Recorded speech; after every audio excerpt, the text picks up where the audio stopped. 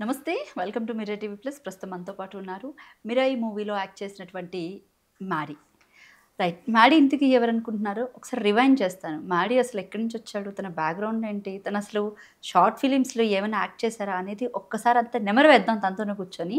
అంతకన్నా ముందు నేను తనతోనే ఇంటర్వ్యూ స్టార్ట్ చేసే ముందు నేను ఒక వీడియో చూపిస్తాను మీకు.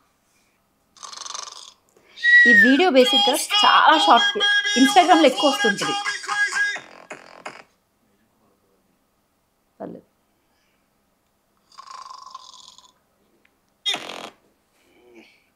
పాపం నెత్తట్లో ఉన్నాడు, క్షమించు దేవే బాబా.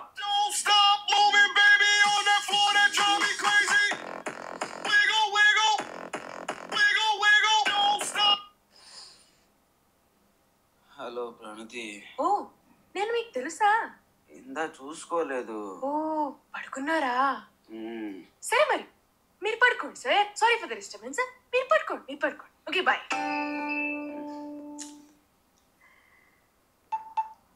ఫేస్ ఇంకా క్లియర్గా రివీల్ చేస్తాం మీకు. ఏంటో చంపేస్తారు.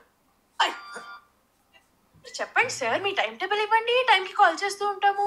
నేను అన్నానా ఎందుకలా? మీరు పడుకోండి సార్. డిస్టర్బ్ చేసినందుకు సారీ. కాళ్ళు పట్టుకొని సారీ అడుగుతాను. బాయ్. సో ఆయనే ఈయన మ్యాడీ అన్నమాట. ప్రస్తుతం మనతో పాటు ఉన్నారు. నమస్తే అండి. నమస్తే అండి. ఎలా ఉన్నారు? చాలా బాగున్నాను. మీరు ఎలా ఉన్నారు? మళ్ళీ మనం సంవత్సరాల తర్వాత కలుస్తున్నాం. రైట్. సో ఈగల్ మూవీ విషయానికి వద్దాం ఒకసారి. అంటే ఏంటి కార్తిక్ కట్టమనేనికి మీకు ఉన్న రిలేషన్ ఏంటి? ఈగల్ మూవీలో కూడా ఫుల్ లెంత్ రోల్ కనిపించింది మీది అనుపమా పరమేశ్వరన్ గారితో. అండ్ ఈ మూవీ విషయానికి వచ్చేసరికి కూడా మూవీ ఎండ్ వరకు కూడా మీరు తేజ సజ్జా గారితో ట్రావెలింగ్ అవుతూనే ఉంటారు. అంటే ఏంటి మీ ఇద్దరి మధ్య ఉన్న బాండింగ్ ఏంటి అసలు? మేము మొదటి నుంచి ఫ్రెండ్స్ అండి. అంటే నేను షార్ట్ ఫిల్మ్స్ కార్తిక్ గారితో కలిసి వర్క్ చేశాను. సో 2010 నుంచి మా ట్రావెల్ స్టార్ట్ అయింది. సో అందుకని ఇప్పుడు అంటే తన మూవీస్లోకి వస్తూ మిమ్మల్ని ఫుల్ లెంత్ క్యారెక్టర్స్లోకి తనకు పర్టికులర్గా తీసుకుంటే, అంటే తను చేసే ప్రతి మూవీలో కూడా మీరు ఉంటున్నారు. క్యారెక్టర్కి సరిపోతుంది కాబట్టి తీసుకుంటున్నారు. అంటే ఫ్రెండ్ కాబట్టి నేను వెళ్ళి అప్రోచ్ అవ్వడం నాకు కొంచెం ఈజీ అవుతుంది. సేమ్ టైం ఆ క్యారెక్టర్కి అంటే నన్ను తీసుకున్న క్యారెక్టర్స్కి నేను సెట్ అయ్యాను కాబట్టి క్యారెక్టర్స్ తీసుకున్నారు. ఇఫ్ ఇన్ కేస్ అలా క్యారెక్టర్స్ లేకపోయింటే ఖచ్చితంగా తీసుకునే వాళ్ళు కాదు. అంటే ఫ్రెండ్ కాబట్టి ఇరికించాలి అది చేయలేరు కార్తిక్ గారు అసలుకి. సో ఎలా ఫ్రెండ్ అయ్యారు మీకు కార్తిక్ కట్టమనేని గారు? నాది దిస్ బై దట్ గర్ల్ అనే ఒక షార్ట్ ఫిల్మ్ ఇద్దరం కలిసి చేసాం. అది బాగా వైరల్ అయిన షార్ట్ ఫిల్మ్. దానికంటే ముందు ఇంకొక షార్ట్ ఫిల్మ్ చేసాము. దానికి హరీష్ అని నా ఫ్రెండ్ ఉన్నాడు, హరీష్ శివలంక అని. తను కార్తిక్ గారిని అప్రోచ్ అయ్యి డిఓపిగా అడిగాడు. సో ఆ షార్ట్ ఫిల్మ్కి ఫస్ట్ మేము కలిసి మాట్లాడడం కానీ మీట్ అవ్వడం ఆ షార్ట్ ఫిల్మ్తో జరిగింది. ఫస్ట్ నేను ఇంట్రోవర్ట్, కార్తిక్ గారు కూడా ఇంట్రోవర్ట్ బాగా. ఆయన మాట్లాడలేదు, నేను మాట్లాడలేదు. హరీష్ కార్తిక్ గారు ఇద్దరు కలిసి ఈ షార్ట్ ఇది అంతా డిస్కస్ చేసుకున్నప్పుడు నేను నైట్ టైం షూట్ అదంతా. సో రోడ్లో ఫుట్పాత్ వెళ్ళి కూర్చొని నా పాటని అలా రోడ్డు మీద వెళ్ళే వెహికల్స్ వచ్చే వెహికల్స్ స్ట్రీట్ లైట్స్ లెక్కేసుకుంటా అలా దిక్కులు చూస్తూ ఉండేవాడిని. ఏం మాట్లాడేవాడిని కాదు. ఇదేంటి ఇతను ఇలా ఉన్నాడు, కనీసం మాట్లాడట్లేదు, ఏం లేదు, పొగరా, ఇంత ఇదే అసలు ఇంత యాటిట్యూడ్ ఏంటి అని చెప్పని తిట్టుకున్నారంట. అది నాకు 2 days తర్వాత పరిచయం అయిన తర్వాత చెప్పారు.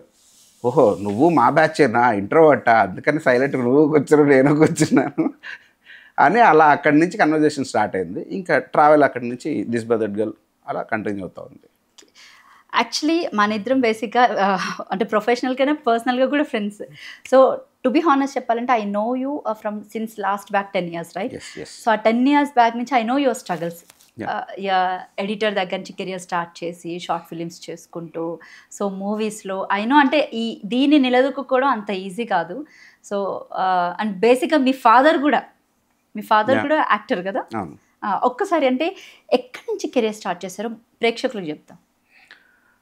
మొదట నేను ఎడిటింగ్లో నా కెరియర్ మొదలుపెట్టాను. అంటే అంతకంటే ముందు ఇంకా అసలుకి డబ్బింగ్ ఉంది. చైల్డ్ ఆర్టిస్ట్గా స్కూల్కి వెళ్ళే టైంకి డబ్బింగ్ చెప్పేవాడిని. సో డబ్బింగ్ చెప్పేవాడిని ఫస్ట్.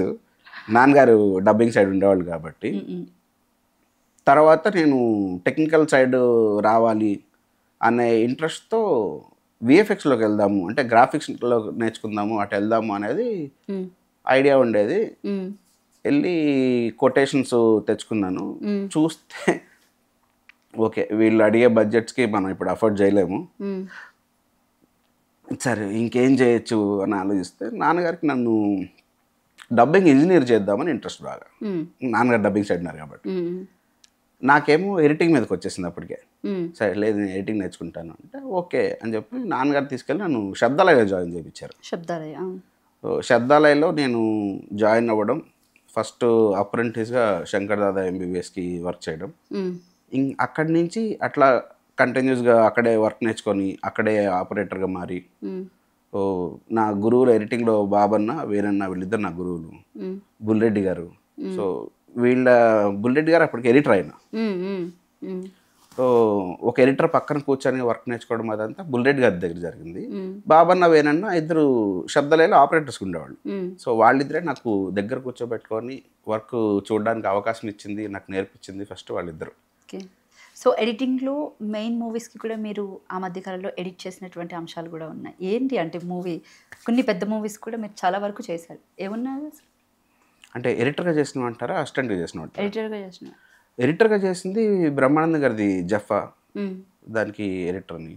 తర్వాత భవ్య క్రియేషన్స్ వాళ్ళది రేస్ అని ఒక సినిమా చేశాను, లవ్ టచ్ అని ఒక సినిమా చేశాను. ఇప్పుడు ఇంకొక సినిమా జరుగుతుంది ఎడిటర్గా. మళ్ళీ పేరని చెప్తారా? మారియో. Okay right. అంటే ఇంకొకటి స్ట్రగుల్ అయ్యే టైంలోని అంటే ఎడిటర్ కింద యాక్టర్గా ఎందుకు అవ్వాలనిపించింది మీకు? నాకు మొదటి నుంచి ఉన్న ప్యాషన్ యాక్టర్ అవ్వాలని. సో దానికోసం ఇంకొక దారి ఎత్తుక్కునింది ఏంటంటే టెక్నికల్ ఫీల్డ్. దాంట్లో ఎడిటింగ్ చూస్ చేసుకున్నాను. నేను స్ట్రైట్గా వచ్చి యాక్టర్గా ఏంటి ఈ ప్రాసెస్లు ఇవన్నీ నాకు కొంచెం అంటే వెళ్ళి అప్రోచ్ అవ్వడం ఇదంతా కొంచెం మాట్లాడడం తక్కువ కాబట్టి అది కొంచెం కష్టమైన పని నాకు. ఇంట్రోవర్ట్ కాబట్టి ఎలా అప్రోచ్ అవ్వాలి అని అంటే, సరే ఎడిటింగ్ నేర్చుకుంటే ఇక్కడికి డైరెక్టర్స్ అందరూ వస్తారు, సో వాళ్ళతో కలిసి ట్రావెల్ చేయొచ్చు, ఆ టైంలో అడగచ్చు కదా, టైం దొరికినప్పుడు సార్ నేను యాక్టింగ్ చేస్తాను అలా అడగచ్చు కదా అని చెప్పి ఇటు ఎడిటింగ్లోకి వచ్చాను. 2017 ఆ టైంలో చాలామంది కొత్త వాళ్ళతో మీరు పనిచేయడానికి చాలామందికి మీరు ఆపర్చునిటీ ఇచ్చారు. ఈవెన్ డబ్బులు కూడా తీసుకోవాలా, ట్రూ, డబ్బులు కూడా తీసుకోకుండా వాళ్ళు అడిగితే అన్నా నా దాంట్లో వచ్చి చెయ్యన్నా అని అంటే సరే తమ్ముడు అని చెప్పేసి వెళ్ళి చేసేవారు. ఎందుకని అంత ఇది? అంటే 2017 అని కాదు, మొదటి నుంచి కూడా నేను చేసిన యూట్యూబ్లో దేనికి కూడా డబ్బులు ఏం తీసుకోలేదు. నాకు ఇంట్రెస్ట్ ఉంది, అట్ ది సేమ్ టైం అంతే ఇంట్రెస్ట్ వాళ్ళకు కూడా ఉంది. ఎవరికి వాళ్ళు ప్రూవ్ చేసుకుందాం అనుకున్నప్పుడు కలిసి ప్రయత్నిస్తే కలిసి ఎదగచ్చు. ఇప్పుడు ఒక్కనే నేను వెళ్ళి టక్కన ఏదో చేసి ఎదిగేయలేను. సో నలుగురు కలిస్తేనే, ఇలా పిడికిలు బిగిస్తేనే. కొంతమందికి మీరు ఆపర్చునిటీస్ ఇచ్చారు, టు బి హానెస్ట్ చెప్పాలని. ఆపర్చునిటీస్ నేను ఇచ్చేదే ఉందండి, వాళ్ళు నాకు ఇచ్చారు కదా అలా అనుకుంటే. మరి అంటే నేను ఒక వీడియో అలా నేను ఎక్కువ వీడియోస్లో ఉన్నాను చేశాను అని అంటే అది అందరూ కలిసి వాళ్ళు కూడా వచ్చి నన్ను అప్రోచ్ అయ్యారు. సో వాళ్ళు కూడా నాకు ఆపర్చునిటీ ఇచ్చినట్టే కదా. సో ఇదంతా కలిసికట్టుగా ఉంటేనే చేయగలుగుతాం. నాకు అది బాగా మొదటి నుంచి అలవాటు. సో ఎవరినున్నా కూడా గ్యాదర్ చేసుకుందాం, ఒక టీం లాగా ఉందాం. టీం అయితే ఫాస్ట్గా ఎదగలుగుతాం. అందరూ అన్ని పనులు చేస్తారు, క్విక్గా పని అయిపోతుంది. ఒక్కళ్ళే అన్ని పనులు చేయాలంటే చాలా టైం టేకింగ్ ప్రాసెస్ ఇదంతా. అట్లా అందరితో కలిసి వర్క్ చేయడం మొదటి నుంచి ఇది బాగా అలవాటు. రైట్. ఇంకా కమీడియన్ సురేష్ గారి విషయానికి వద్దాం. సురేష్ గారు, గాయత్రి గుప్తా ఇలాగ చాలామంది సెటిల్ అయిన వాళ్ళు ఇండస్ట్రీలో మంచి మంచి ఫ్రెండ్స్ ఉన్నారు. మరి అంత మంచి సర్కిల్ పెట్టుకొని ఇన్నేళ్ళు ఎందుకు టైం పట్టింది? అంటే ప్రతి ఒక్కరికి ఒక టైం ఉంటుంది కదా. ఇప్పుడు ఎవరి స్ట్రగుల్ వాళ్ళది, ఎవరి కెరియర్ వాళ్ళది, ఎవరు చేసే క్యారెక్టర్స్ వాళ్ళవి. నాతో పాటు వచ్చిన నా మేల్ ఫ్రెండ్స్ చాలామంది ఉన్నారు. అందరూ ఈరోజు చాలా మంచి మంచి పొజిషన్స్లో ఉన్నారు.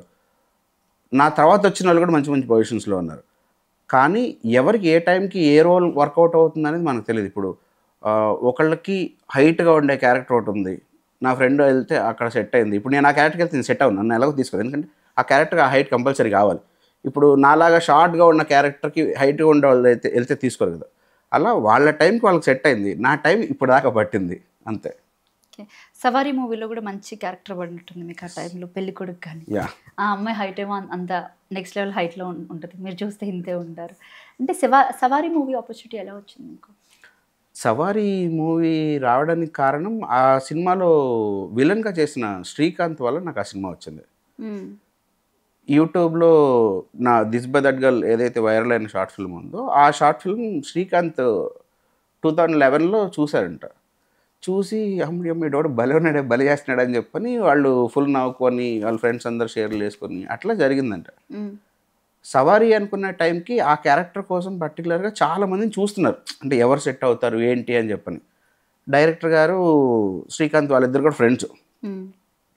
అన్నీ చూస్తున్నారు, ఎవరు సెట్ అవ్వట్లేదు ఏంటి, ఎవరు సెట్ అవ్వట్లేదు, ఏం చేయాలి అని ఆలోచిస్తున్నప్పుడు, సరే నాకు తెలిసినోడు ఒకడు ఉన్నాడు, చెప్తా చూస్తావా అని చెప్పని డైరెక్టర్ని అడిగితే ఎవడో ఓకే అని ఇమ్మీడియట్గా షార్ట్ ఫిల్మ్ ఓపెన్ చేసి చూపిస్తే ఓకే రమ్మను.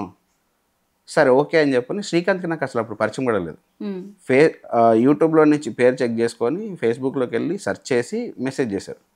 మెసేజ్ చేస్తే నేను చూసి ఇమ్మీడియట్గా రిప్లై ఇచ్చాను. మీకు ఇంట్రెస్ట్ ఉందా, మీరు ఇంకా అసలు చేస్తున్నారా, ఇండస్ట్రీలో ఉన్నారా అని మెసేజ్ వచ్చింది నాకు. లేదండి ఇంట్రెస్ట్లో ఉన్నాను, చేస్తున్నాను. సరే ఒకసారి ఆఫీస్కి వస్తారా, ఇలా ఒక సినిమా అనుకుంటున్నాము. పిలిచారు, ఆఫీస్కి వెళ్ళాను. డైరెక్టర్ గారు ఆడిషన్ ఏమొద్దు, నేను ఆల్రెడీ చూశాను మీ షార్ట్ ఫిల్మ్, అది జస్ట్ ఫొటోస్ ఇవ్వండి చాలు అని ఏడీని పిలిచి 4 రియాక్షన్స్ తీసుకోండి, ఫొటోస్ చాలు అంటే సరే ఓకే అని చెప్పి నేను లోపలికి వెళ్ళినప్పుడు బయట వీళ్ళ కన్వర్సేషన్ జరుగుతుందంట. అరే నువ్వు చెప్పినప్పుడు షార్ట్ ఫిల్మ్ చూసాము, షార్ట్ ఫిల్మ్లో చూస్తే ఫుల్ హైపర్ ఉన్నాడు, బయట చూస్తేనేమో ఇలా ఉన్నాడు, చేయగలుగుతాడా లేదా, డైరెక్టర్ ఎన్ని కష్టాలు పడ్డాడో మరి ఇతను పెట్టి చేసినప్పుడు, మనకెందుకు రిస్క్ అది ఇది అని చెప్పని వీళ్ళు డిస్కషన్ జరుగుతుందండి బయట. ఫొటోస్ తీసారు, అయిపోయింది. బయటకు వచ్చిన తర్వాత డైరెక్టర్ గారు ఫొటోస్ ఇస్తే ఎక్స్ప్రెషన్స్ కరెక్ట్ 4 ఫోటోలు తీశారు. 4 ఎక్స్ప్రెషన్స్ చూసి లేదు డన్, నా క్యారెక్టర్ ఫిక్స్ అని చెప్పని కూర్చోబెట్టి చూడండి ఇది క్యారెక్టర్, 1 వారం రోజులు షూట్ ఉంటుంది, ఇది రెమ్యునరేషన్ అని చెప్పి 1 వీక్లో షూట్ స్టార్ట్ అవుతుంది, మీకు ఓకే అంటే షూట్కి వెళ్ళిపోవచ్చు మనం. సరే ఓకే సార్, ఆపర్చునిటీ రావడం ఇంపార్టెంట్, అలాంటి దాంట్లో మళ్ళీ మనకి ఛాయిస్లు ఇవన్నీ ఉంటాయా, డన్ ఓకే సార్ అని చెప్పాను. ఇమీడియట్గా 1 వీక్ తర్వాత షూట్కి వెళ్ళిపోయాం. అలా శ్రీకాంత్ వల్ల నాకు ఆ క్యారెక్టర్ వచ్చింది, అంటే సందర్భం వచ్చింది కాబట్టి. నాకు మెజారిటీ ఆఫ్ ద క్యారెక్టర్స్ అన్నీ కూడా ఎవరో ఒక ఫ్రెండ్ త్రూ వచ్చినాయి. పాపం పసివాడు అని ఒక వెబ్ సిరీస్ చేశారు, అది కూడా భువన్ అనే ఫ్రెండ్ వాళ్ళు వచ్చింది, ఎక్కడో ర్యాండమ్గా రోడ్ మీద tea shop. BFC short film చాలా పెద్ద హైలైట్ అని చెప్పొచ్చు కదా. బిఎఫ్సిలో అన్ని హైలైట్స్ నేను చేసినవి అన్నీ. అంటే లక్ష్మీగోపాల్ గారు రైటరు, ఆయన సాడిస్టిక్ గర్ల్ ఫ్రెండ్ ఏదైతే ఉందో అది ఇప్పటికీ స్టిల్ ఇన్స్టాగ్రామ్లోని కట్ చేసుకొని పెడుతూ ఉంటారన్నమాట. నిజంగా చాలా మంది వాళ్ళు అంటే ఆ రీల్స్ని షేర్ చేసుకుంటూ ఉంటారు. స్టిల్ స్టార్టింగ్లో చూపించాను కదా, అది చేసినప్పుడు ఏంటి అసలు చేసినప్పుడు కంటెంట్ భూపాల్ అన్న కంటెంట్ ఇది అని చెప్తారు, షూట్ చేస్తాం, ఎడిట్ చేస్తాం, అప్లోడ్ చేస్తాం, అంతే. ఇది ఇలా ఉంటుంది, అలా ఉంటుంది, అలా రీచ్ అయిపోతుంది, ఏం లేదు, కంటెంట్ జెన్యున్గా చేయాలి అంతే. అలా చేసినవి అలా వర్కౌట్ అయింది. ఓకే, నాకు పర్టికులర్గా కొన్ని పర్సనల్ థింగ్స్లోకి నేను వస్తాను. కొంతమంది ప్రొడ్యూస్ చేస్తానంటే ఆ టైంలో కోవిడ్ టైంలో అనుకుందాం, కోవిడ్కి ముందు కోవిడ్ తర్వాత ఆ టైంలోని మీ ఫ్రెండ్స్ని వేసుకొని ప్రొడ్యూసర్స్ దగ్గరికి వెళ్ళి వాళ్ళకి కథలు చెప్పి గంటలు వాళ్ళ కోసం వెయిట్ చేసి చాలా టైం స్పెండ్ చేసి చివరికి ఏది అవ్వకుండా వెళ్ళినప్పుడు నిరాశ ఎదురైంది చాలా టైంలో మీకు ఒక్కసారి. అంటే ఆ టైంలో అసలు ఎలా ఫీల్ అయ్యేవారు, ఎందుకంటే చాలా మోస్ట్ స్ట్రగ్లింగ్ పీరియడ్ అది. అంటే అప్పుడనే కాదు, అంతకు ముందు నుంచి కూడా చాలా ప్రయత్నాలు చేస్తూ ఉంటాను. అంటే అందులో నేను లీడ్ కాదు, మళ్ళీ ఆ కథల్లో దేంట్లో కూడా నేను లీడ్ ఏం కాదు, నా ఫ్రెండ్స్ రాసుకున్న కథలు. సో తెలిసిన దగ్గరికి మేనేజర్స్ త్రూ నుంచో లేదంటే కోడైరెక్టర్స్ త్రూ నుంచో ఎవరో ఒకరి త్రూ నుంచి వెళ్ళి అప్రోచ్ అవ్వడం, కథ చెప్పడం, నచ్చడం నచ్చకపోవడం అనేది అది వాళ్ళ డెసిషన్. అది అయినా కూడా బ్యాక్ అవ్వకుండా, అంటే ఎక్కడ కూడా వెనక్కి తగ్గకుండా సరే ఇంకొక ఆపర్చునిటీ అని చాలా సందర్భాలు స్టూడియోల చుట్టూ తిరిగారు, పర్సన్స్ చుట్టూ తిరిగారు. బికాజ్ ఐ నో మాల్స్లో కూర్చొని వాళ్ళకి కథలు ఎక్స్ప్రెస్ చేసి వాళ్ళు అంటే అలాగే వెయిట్ చేసేవాళ్ళు. అంటే ఎలా అనిపించేది? ఎండ్ ఆఫ్ ది డే చేసిన సినిమా చేయాలి, అయ్యే పెద్ద కష్టాలలాగా అనిపించేవి కాదు అసలుకి. అలా కష్టాలు అనిపించిందంటే ఎప్పుడో వదిలేసేవాళ్ళు. మొదలుపెట్టింది దేనికోసం అది చెయ్యాలంతే. కష్టాలు అనేవి ఎక్కడికి వెళ్ళినా అది కామన్ కాబట్టి నెవర్ అంటే వెనకడుగు వేయద్దు, అదొకటి policy. Okay, by end of the day, ఎందుకంటే బికాజ్ ఐ నో నా ఫ్రెండ్ ఈరోజు ఇంత పెద్ద మూవీలో, అది కూడా పాన్ ఇండియా మూవీలో యాక్టింగ్ అంటే అది మామూలు విషయం కాదు, రైట్? అయితే ఇంకొకటి, ఇంకా ప్రేమ పెళ్లి విషయానికి వస్తే ఏం చెప్తారు? ఎందుకు సినిమాలు క్యారెక్టర్లు రావాలి, ఇంకా ఎదగాలి, ఇంకా చాలా టైం ఉంది. వెళ్ళొద్దా మరి? నాకు ప్రస్తుతానికి అయితే అలాంటి ఆలోచనలు లేవు. ఎందుకు లేవు అంతే. ఫస్ట్ కెరియర్ సెటిల్మెంట్ చూస్తున్నాను చిన్నప్పటి నుంచి కెరీరే.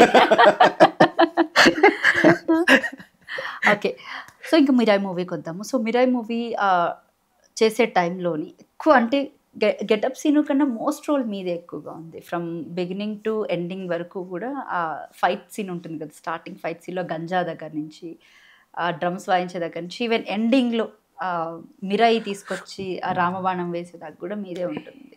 ఎలా అనిపించింది? మొత్తం హోల్ మూవీ ఎన్ని ఇయర్స్ పట్టింది షూట్ చేయడానికి? 3 years జరిగింది. 3 years జర్నీ. 3 years journey. ఈ 3 years జర్నీలోని తేజ సజ్జయ్ గారితో ట్రావెలింగ్ ఎలా ఉంది? తేజ సజ్జయ్ గారితో ట్రావెలింగ్ నాకు చాలా మంచి ఎక్స్పీరియన్స్. నేను మొదటి నుంచి చిన్నప్పటి నుంచి సినిమాలు చేయడం చూసాము. తర్వాత హీరోగా స్టార్ట్ చేసిన తర్వాత నుంచి కంటిన్యూస్గా సినిమాలు చేస్తున్నారు. మంచి మంచి హిట్స్ కొడుతూ వస్తున్నారు. ఎక్కడో తెలియని ఒక ఫీలింగ్ ఉంటుంది. అంటే సడన్గా ఇప్పుడు అక్కడికి వెళ్ళిన తర్వాత అరే మామ అనాలంటే ఒక చిన్న ఇది ఉంటుంది కదా, అది నేను ఆలోచిస్తూ ఉన్నా. ఏంటి ఎట్లా చెప్పాలి, ఏంటి పరిస్థితి, కొంచెం ఆ ర్యాపో సెట్ అవ్వడానికి కొంచెం టైం పడుతుంది కదా. ఫస్ట్ ఇనిషియేట్ తీసుకొని ఆ ఫ్రెండ్లీ జోన్ క్రియేట్ చేసిన తేజ గారు. ఆయన ఆ ఫ్రెండ్లీ జోన్ క్రియేట్ చేశారు కాబట్టి ఇంకా నాకు ఈజీ అయిపోయింది మిగతా ట్రావెల్ అదంతా కూడా. 3 yearsలో I learned a lot from him. అంటే యాక్టింగ్ సైడ్కి నాకు చాలా ఎక్కువ హెల్ప్ దొరికింది. అవునా? కార్తిక్ ఘట్టమనేని విషయానికి వస్తే బేసిక్గా తన డిఓపి కమ్ డైరెక్టర్ కదా. సో అంటే అది హ్యాండిల్ చేయడం అంత ఈజీ అంటారు? ఒక పక్క నుంచి కెమెరా హ్యాండిల్ చేస్తూ ఇంకొక పక్క నుంచి డైరెక్టర్ మొత్తం అంటే స్క్రిప్ట్ రాసుకొని తనే డైరెక్షన్ చేసి అనేది not an easy thing, it's two tough thing actually. So movie టైంలో తను అసలు ఎలా హ్యాండిల్ చేసేవాడు? నిజంగా చాలా టఫెస్ట్ టాస్క్. ఎందుకంటే 2 డిఫరెంట్ థింగ్స్ కాబట్టి ఆయన ఏది చూపించేవాళ్ళు కాదు ఫస్ట్ ఆఫ్ ఆల్ బయటికి. అంటే ఎన్ని ప్రెజర్స్ తీసుకుంటున్నా కూడా అవి చూపించేవాళ్ళు కాదు. ఒక రకంగా అడ్వాంటేజ్ ఏంటంటే ఒక డైరెక్టర్ ఇప్పుడు పలానా విజన్ కావాలి అని అనుకొని అది చెప్పే దాంట్లో కొంత ఆబ్వియస్లీ డిఓపికి చెప్పే దాంట్లో కొంత కట్ అయిపోతుంది. అంటే విజన్ ట్రాన్స్ఫర్ చేయడంలో కొంత కట్ అయిపోతుంది ఖచ్చితంగా కూడా. ఆయన దాన్ని అవుట్పుట్ తీసుకురావడానికి చేసే ప్రాసెస్లో ఇంకొంత చేంజెస్ జరగచ్చు. ఇప్పుడు కార్తిక్ గారే 2 చేయడం వల్ల ఆయన అనుకున్న విజన్కి ఏం బ్లాక్ పెట్టాలి ఏంటి అనేది ఈయన అందులో ఇంకా స్ట్రాంగ్ సినిమాటోగ్రాఫర్ కూడా కాబట్టి ఆయనకి అది వర్క్ ప్రాసెస్ ఈజీ. బట్ కానీ స్ట్రెస్ హ్యాండిల్ చేయడం అనేది చాలా toughest task. Not an easy thing. మనిషి చూస్తేనే అర్థమైపోతాడు బక్కగా పేలగా ఇలా ఉంటాడు. డైరెక్టర్గా కూర్చొని యాక్టర్స్ ఏంటి, పర్ఫార్మెన్స్ ఏంటి, ఎలాంటి ఎమోషన్స్ ఇవి హ్యాండిల్ చేసుకోవాలి. అట్ ది సేమ్ టైం సినిమాటోగ్రాఫర్గా అక్కడ మళ్ళీ కెమెరా దగ్గర నుంచున్నప్పుడు బ్యాక్గ్రౌండ్ అంతా ఏంటి, దేని మీద కాన్సన్ట్రేట్ చేస్తున్నాం, ఏం జరుగుతుంది, సో నెంబర్ ఆఫ్ థింగ్స్ ఒక పర్సన్ హ్యాండిల్ చేయడం అనేది చాలా పెద్ద టాస్క్. అది యాజ్ ఎ ఫ్రెండ్గా మిమ్మల్ని ఎప్పుడైనా కార్తిక్ సజెషన్ అడిగేవాడు? అంటే already he's pro in this work. Stress feel అయ్యేవి మాకు అర్థమవుతాయి. అంటే ఫ్రెండ్గా 8 years ఆఫ్ జర్నీ ఉంది కాబట్టి చూసినప్పుడు అబ్బా పాపం స్ట్రెస్. బట్ కానీ నార్మల్గా ఎవరికి అయితే అది ఖచ్చితంగా అర్థం కాదు. చూసినా కూడా మేము చేయగలిగింది ఏం లేదు. ఎందుకంటే end of the day cinema output చాలా ఇంపార్టెంట్. సో అంటే కొంతమంది ఫ్రెండ్స్ కాబట్టి ఈవెన్ ఎడిటింగ్ టైంలో ఇది ఇలా అంటే మీరు ఎడిటర్ కాబట్టి ఈ మూవీ ఎడిటింగ్ చేసేటప్పుడు ఇది ఇలా కాదు, ఇలా వచ్చుంటే బాగుంటుంది, ఇలాంటి సజెషన్స్ ఏమన్నా అడిగేవాడు మిమ్మల్ని? అట్లీస్ట్ అట్లా ఏం లేదండి. అంటే నేను జస్ట్ యాక్ట్ చేయడం వచ్చేయడం అంతే. నేను సినిమా చూసింది ఎప్పుడు డైరెక్ట్గా అంటే రిలీజ్ డే మార్నింగ్ షో చూసాను డైరెక్ట్గా. అవునా? ఎంత రెమ్యునేషన్ ఎంత ఇచ్చారు? బయటికి చెప్పరా? తక్కువే. ఇట్స్ ఓకే, తక్కువే. ఓకే, ఇక మీదట మారుతుంది, మారాలని కోరుకుంటున్నాను. ఏమైనా ఆపర్చునిటీస్ ఇంకా రెడీగా ఉన్నాయా? ఆపర్చునిటీస్ అంటే కాల్స్ వస్తున్నాయి, మెసేజెస్ వస్తున్నాయి. ఆ క్యారెక్టర్ చాలా బాగుంది, బాగా చేసావు, డెఫినెట్గా మన దాంట్లో నువ్వు ఒక మంచి క్యారెక్టర్ చేద్దు కానీ అని చెప్పని డైరెక్టర్స్ దగ్గర నుంచి కాల్స్ మెసేజెస్ అయితే వస్తున్నాయి. అఫీషియల్గా ఇది ప్రాజెక్ట్ అని చెప్పడానికి ఇంకా ఏది ఇమీడియట్ స్టార్ట్లో లేదు. ఓకే, సో స్క్రిప్టింగ్ స్టేజెస్లో మూవీ చూసిన తర్వాత ఇండస్ట్రీలో ఉన్న పెద్ద పర్సన్ దగ్గర నుంచి ఎవరి దగ్గర నుంచి అయినా సరే అప్రిషియేషన్ వచ్చిందా? డైరెక్టర్స్ దగ్గర నుంచి వస్తూనే ఉంది. శ్రీరామ్ ఆత్య గారి దగ్గర నుంచి వచ్చింది, చందు మొండేటి గారి దగ్గర నుంచి వచ్చింది, మారుతి గారి దగ్గర నుంచి వచ్చింది. అంటే క్యారెక్టర్ బాగుంది, బాగా చేశారు అని చెప్పని అందరూ చెప్తున్నారు. మీరు షార్ట్ ఫిల్మ్స్ చేసే టైంలో వీళ్ళంతా అప్కమింగ్ డైరెక్టర్స్ యాక్చువల్లీ. సో ఆబ్వియస్గా వస్తుంది వాళ్ళు కాకుండా యాక్టర్స్ అప్పటికి వాళ్ళు డైరెక్టర్స్ అండి, అప్పటికి కాదు, అప్పటికి వాళ్ళు డైరెక్టర్స్. శ్రీరామాత్య గారు కూడా నాకు ముందు నుంచే ఫ్రెండ్. సో ఈ ట్రావెల్లో శ్రీరామాత్య గారు కూడా ఉన్నారు, కలిసి డిస్కస్ చేసుకున్న వాళ్ళం. సో అదే అందరూ వచ్చి నాకు చెప్పడం అంటే నేను ఎంత హ్యాపీ ఫీల్ అవుతున్నానో నాకు కూడా నిజంగా టైం స్టార్ట్ అయింది అని అందరూ అంతే హ్యాపీ ఫీల్ అవుతున్నారు. ఒక రకంగా చెప్పాలంటే నాకంటే ఇంకా ఎక్కువ హ్యాపీ ఫీల్ అవుతున్నారు నా ఫ్రెండ్స్ అందరూ. ఈవెన్ మీ టూ. రైట్. ఇంకా హీరోయిన్ విషయానికి వస్తే తను తెలుగు అమ్మాయి కాదు. సో ఆ టైంలో ఎలాగ అంటే తెలుగు హ్యాండిల్ ఎలా చేయగలిగేవారు? She is very dedicated actress. Script ముందే తీసుకొని ప్రాపర్గా అన్నీ నేర్చుకొని సెట్కి వచ్చిన తర్వాత 1-4 సార్లు ఇది ఓకేనా కాదా అంటే సడన్గా ఒక్కొక్కసారి ఆ మూమెంట్లో టక్కని డైలాగ్ చేంజ్ అయ్యేది, ఒక పదం మారిపోయేది టక్కని. సో దానికి తోడు రెగ్యులర్ తెలుగు కాదు, మళ్ళీ తను మాట్లాడేది రెగ్యులర్ తెలుగు కాదు, బట్లర్ తెలుగు కాదు. అంటే మనకి గ్రాంధికం స్టైల్ లాగా మాట్లాడాలి తను కంప్లీట్ డైలవర్షన్ అంతా. కాబట్టి తను ప్రాపర్గా ప్రాక్టీస్ చేసి మణి గారు చాలా సపోర్ట్ చేసేవాళ్ళు. వాళ్ళిద్దరు కలిసి కూర్చొని ఓకే ఇది ఇలా కాదు, ఇక్కడ స్ట్రెస్ కావాలి, ఇలా జరగాలి అని చెప్పని మణి గారు చెప్తుండేవాళ్ళు రైటరు. తను ప్రాపర్గా నేర్చుకొని చేసింది మొత్తం అంత సినిమాకి. మిగతా మాట్లాడడం టైంలో చాలా కష్టం. తెలుగు మాట్లాడితే అర్థం చేసుకుంటుంది, తిరిగి రిప్లై ఇవ్వలేదు కానీ అర్థం చేసుకుంటుంది. మిగతా టైం అంతా తను ఎక్కువ బుక్స్ చదువుకుంటూ ఉంటుంది, బుక్ వామ్ బాగా. ఓకే. ఈ హోల్ మూవీకి మొత్తం అంతా కూడా శ్రేయా సరన్ గారు హార్ట్ అని చెప్పచ్చు, కంప్లీట్ హార్ట్. అంటే తన గుండె కొట్టుకుంటేనే సినిమా అంతా కూడా ఆడేలాగా కనబడుతూ ఉంటుంది. ఆవిడ యాక్టింగ్ గురించి చెప్పాలంటే ఏం చెప్తారు? ఆవిడ యాక్టింగ్ గురించి చెప్పడానికి అసలు నేను ఎవరినండి మొదట ఫస్ట్ అంటే మీరు దగ్గర నుంచి చూసారు కదా. సో హౌ షీ నేను నన్ను వేరే ఇంటర్వ్యూలో కూడా అడిగారు యాక్చువల్గా. చాలా బబ్లీగా ఉంటారు కదా, ఫుల్ జాయ్ఫుల్గా ఉంటారు కదా అసలు బయట కూడా, ఈ సెట్స్లో ఎలా ఉన్నారని అడిగారు. నేను ఇదే ఫస్ట్ టైం శ్రేయ గారిని చూడడం డైరెక్ట్గా.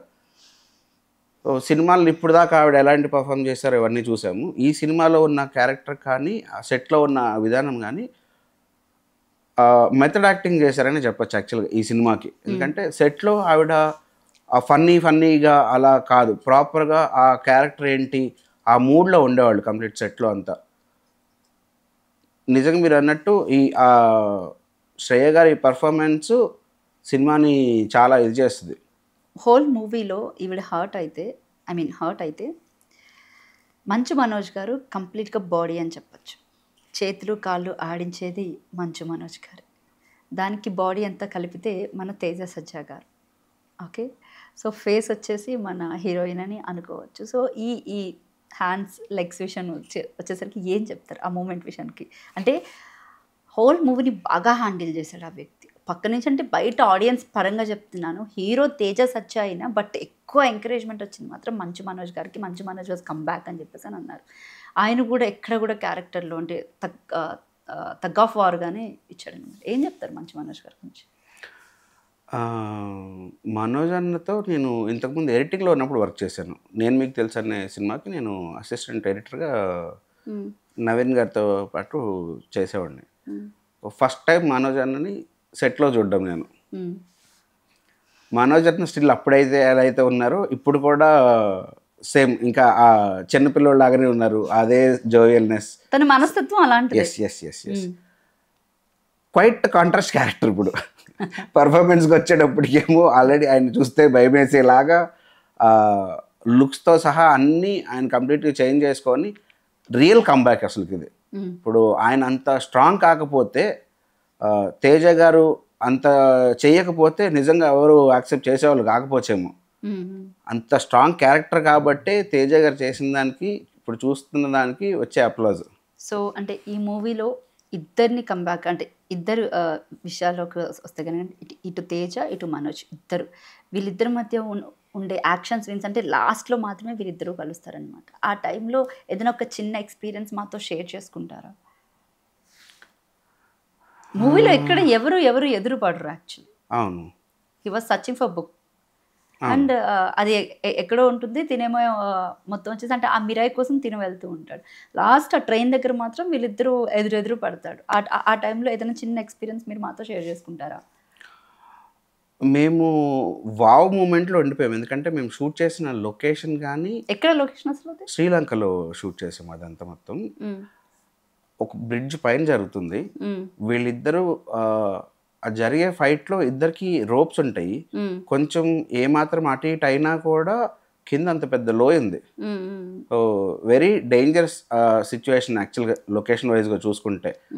అలాంటి దాంట్లో వాళ్ళిద్దరూ సినిమా కోసం ఎంత ప్రాణం పెట్టారో మీరు చూస్తే, సినిమా చూస్తే ఆ క్లైమాక్స్లో మనకు కనిపిస్తుంది క్లియర్గా.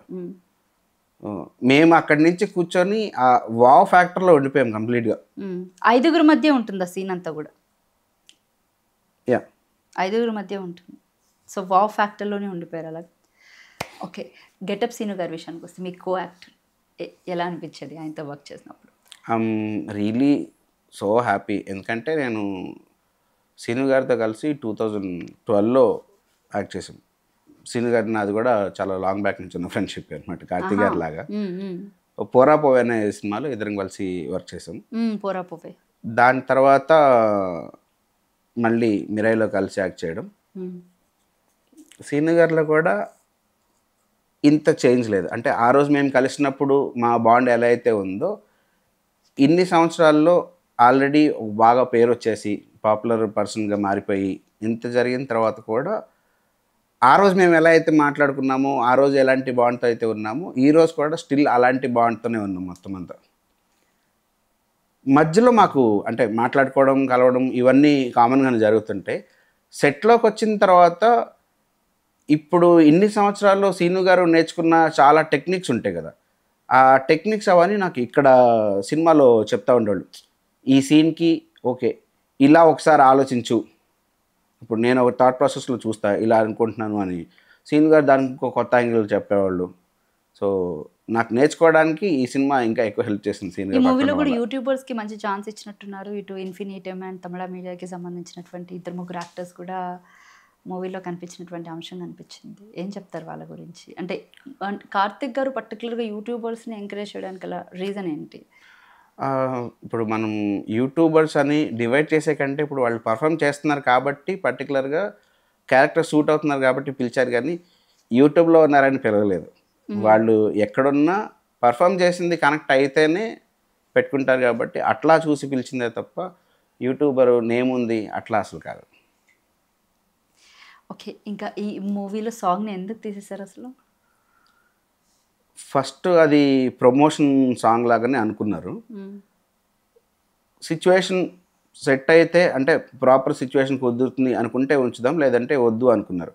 సో ఎడిటర్ గారు చూసిన తర్వాత లేదు మనకి ఇది లేకుండానే కథ బాగా వెళ్తుంది అని చెప్పారు అనుకొని దాన్ని రిమూవ్ చేశారని ఆల్రెడీ కార్తీక్ గారు వేరే ఇంటర్వ్యూస్లో చెప్పున్నారు. అది ఓకే, ఈ మూవీలో గుండె ఆగిపోవడానికి మెయిన్ రీజన్ జగపతి బాబు గారు. జగపతి బాబు గారి గురించి చెప్పాలంటే ఏం చెప్తారు? నేను అందరి దగ్గర నుంచి యాక్టింగ్ వైజ్గా చాలా నేర్చుకున్నాను. అంటే ఇంత పెద్ద యాక్టర్స్ నాకు ఒకటే సినిమాలో దొరకడం నా అదృష్టం. కార్తీక్ గారికి మళ్ళీ అంటే ఎన్ని థ్యాంక్స్లు చెప్పినా సరిపోదు నేను ఆ విషయంలో చూస్తే. జగత్ బాబు గారి దగ్గర నుంచి అంటే ఆయనతో కలిసి స్క్రీన్ షేర్ చేసుకోవడం, వాళ్ళు చేసేటప్పుడు ఎలా చేస్తున్నారు ఏంటి అవి చూసి దాన్ని బట్టి వాళ్ళు ఆ రియాక్షన్స్ ఇవ్వడానికి బ్యాక్ ఎండ్లో ఏం ఆలోచించి ఉండొచ్చు. ఆ సెట్ ఎక్కడ అసలు? అది ఏది జగపతి బాబు గారి క్యారెక్టర్ పరంగా ఉంటుంది కదా ఆ సెట్ అంతా కూడా, అది ఎక్కడ? అది ఏమైనా ఐడియా ఉందా మీకు? వాళ్ళ బలగం అంతా కూడా ఒక ఊర్లో ఉంటుంది కదా, తెగలు ఆ తెగలు అంతా ఆ సెట్ ఎక్కడ? అది ఇక్కడ ఆర్ఎఫ్సిలో ఒక సెట్ వేశారు. సో డిఫరెంట్ ప్లేసెస్లో ఉన్నాయి, డిఫరెంట్ లొకేషన్స్ అంతా తిరిగి చేసి ఉన్నాం. మళ్ళీ శ్రీలంకలో కొంత ఉంటుంది జగత్ బాబు గారిది.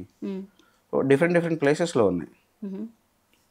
ఓకే, సో ఇంకా ఫైనల్గా గ్రాఫిక్స్ విషయానికి వస్తే ఏం చెప్తారు? ఎందుకంటే 60 కోట్ల మూవీ బడ్జెట్ 60 కోట్ల బడ్జెట్ తోటి అసలు హాలీవుడ్ గ్రాఫిక్స్ చూపించేశారు మొత్తం. కానీ ఆ టైంలో జటాయువు రావడం కానివ్వండి, అసలు ఆ సీన్ అయితే నిజంగా విజువల్ అంటారు. టు బి హానెస్ట్ చెప్పాలంటే మేమంతా 40x ఎక్స్పెక్ట్ చేసాం మూవీలోని. ఓకే 40xలో మూవీ వస్తుందేమో అని చాలా ఎక్స్పెక్ట్ చేసింది. ఎందుకంటే గ్రాఫిక్స్ అనగానే ఆ హైప్ అనేది ఉంటుందన్నమాట. సో గ్రాఫిక్స్ గురించి అసలు మీకు నమ్మకం ఉండేదా? నేను మీలాగనే డైరెక్ట్గా థియేటర్లో చూడడం కంప్లీట్గా. విజువల్ వండర్ అంటే కార్తిక్ గారి సినిమాటోగ్రఫీ ఎంత అయితే ఉందో విఎఫ్ఎక్స్ కూడా అంతే లెవెల్ ఆఫ్ వర్క్ జరిగింది ఈ సినిమాకి. ఎక్కడ ఎవరి దగ్గర నుంచి కూడా ఒక పేరు పెట్టేలాంటి లేకుండా చేయడం అనేది చాలా గొప్ప విషయం. అది పిఎంఎఫ్లో ఉన్న టీం అందరు కలిసి చేసిన ఇదే అది. సో విశ్వప్రసాద్ గారు అంత కేర్ తీసుకున్నారు యాక్చువల్ విఎఫ్ఎక్స్లో. కార్తిక్ గారు విశ్వప్రసాద్ గారు దగ్గరుండి చూసుకొని బాగా కేర్ తీసుకున్నారు కాబట్టి ఈ రోజున అలాంటి విఎఫ్ఎక్స్ గురించి మాట్లాడుతున్నారు. అంటే సినిమా గురించి ఎంత మాట్లాడుతున్నారో అంత ఈక్వల్గా విఎఫ్ఎక్స్ గురించి మాట్లాడుతున్నారు. అసలు విఎఫ్ఎక్స్ మెయిన్ కదా సినిమా అంత. నేను ఫస్ట్ షో చూడడానికి రీజన్ కూడా విఎఫ్ఎక్స్. ఎందుకంటే ఓడియమ్మ అంటే ట్రైలర్లో చూసినప్పుడు అంతలా అనిపించింది. సో ఇంకా మూవీ ఏంటి అనేది చూడాలన్న ఇంట్రెస్ట్ కూడా ఎక్కువగా ఉండేది బేసిక్గా. సో అదే ఆ విఎఫ్ఎక్స్ గురించి పర్టికులర్గా ఎక్కడ చేయించారంటే మన తెలుగు ఇండస్ట్రీ లేకపోతే మొత్తం అంతా ఇక్కడే పీపుల్స్ మీడియా ఫ్యాక్టరీలోనే జరిగింది మొత్తం అంతా కూడా. ఓ మై గాడ్ అసలు విఎఫ్ఎక్స్ విషయానికి అయితే నెక్స్ట్ లెవెల్. అండ్ ఇంకా మూవీ విషయానికి వస్తే టీజీ ప్రసాద్ గారు అంటే ఏ విధంగా సపోర్ట్ చేసేవారు? ఆయన కార్తీక్ గారికి ఎలాంటి విజన్ అయితే ఉందో విశ్వప్రసాద్ గారికి కూడా అలాంటి విజన్ ఉంది కాబట్టి ఇలాంటి అవుట్పుట్ వచ్చింది. రైట్. సో ఒక్కసారి మనం బిఎఫ్సి దగ్గరికి వెళ్దాం. బిఎఫ్సిలో ఒక చిన్న డైలాగ్ చెప్పవా ప్లీజ్? బిఎఫ్సిలో నుంచి అంటే ఏ వీడియోలో కావాలి? బిఎఫ్సిలో ఇది మన సాడిస్ట్ గర్ల్ ఫ్రెండ్ నాకు కావాలి, లేకపోతే మనం చేసిన మహానుభావుడిలో నుంచా? నాకు నిజంగా అవి గుర్తు కూడా లేవు. ఎప్పుడో లాంగ్ బ్యాక్ చేసాం కదా. పాపడ్ సర్వీస్ కి స్వాగతం. ఓకే నీకే బాగా గుర్తుంది. ఇంకా పాపడ్ సర్వీస్ కి స్వాగతం అని అంటే ఒరే నేను గర్ల్ ఫ్రెండ్ మాట్లాడుతున్నాను రా. మనం రీక్రియేట్ చేద్దాం దాన్ని. ఓకే. సో నేను మాడి ఒక వెబ్ సిరీస్లో అయితే తను యాక్ట్ చేశాడు. నేను మాత్రం వాయిస్ ఓవర్ ఒకటంటే నేను కనిపించిన గర్ల్ ఫ్రెండ్ అనమాట. ఇప్పుడు మేమిద్దరం అది రీక్రియేట్ చేద్దాం. ఇప్పుడు కనిపించి రైట్. సో ఫోన్ వస్తుంది, ఫోన్ లిఫ్ట్ చేయి. హలో, పాపడ్ సర్వీస్కి స్వాగతం. మీ పేరు మొబైల్ నెంబర్ తెలియజేయగలరా? కాదు, ముందు పేరు మొబైల్ నెంబర్ వివరాలు తెలియజేయండి. ఒరే నిన్న గర్ల్ ఫ్రెండ్ కామాక్షిని మాట్లాడుతున్నాను. ఓ కాము, నేను యాక్చువల్లీ ఆఫీస్లో నన్ను కొంచెం మళ్ళీ చేయనా? సరే బాయ్.